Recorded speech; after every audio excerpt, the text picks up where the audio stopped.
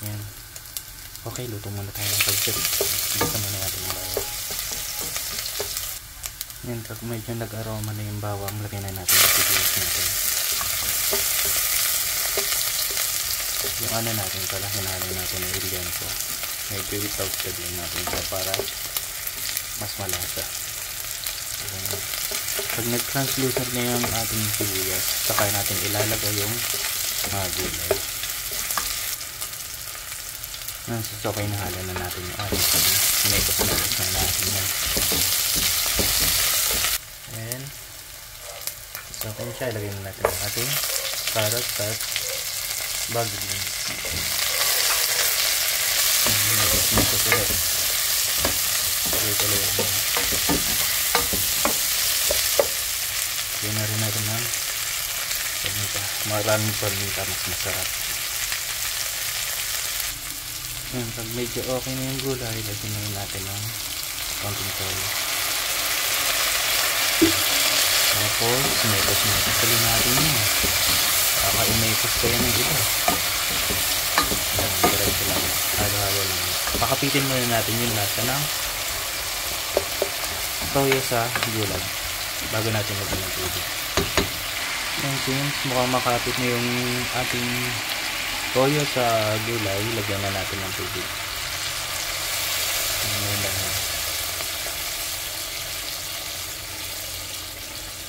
Okay na yan.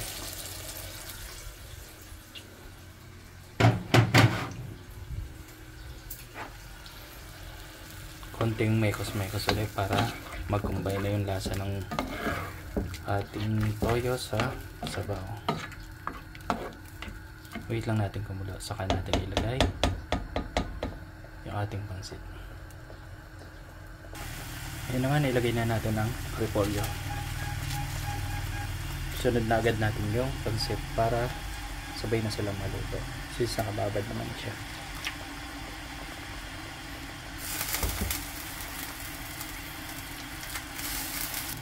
Yan, mekos ulit.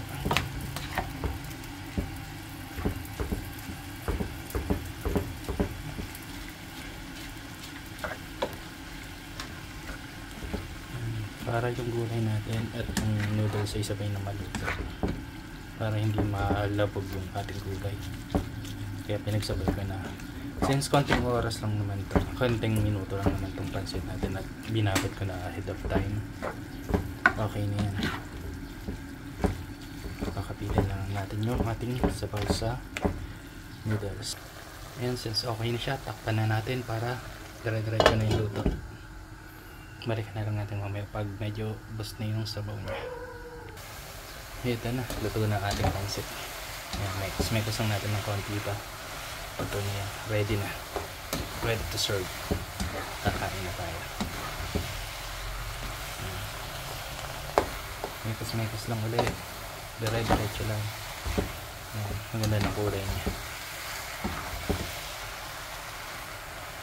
Hindi naman natin lalabugin yung pinaka noodles natin. Konting yung saktong luto lang. Kasarapan ba. Okay na yan. Papartneran na lang natin ng tinapay at kape. Siya na rin ang almasal natin. Okay. Since tulog pa yung alaga natin,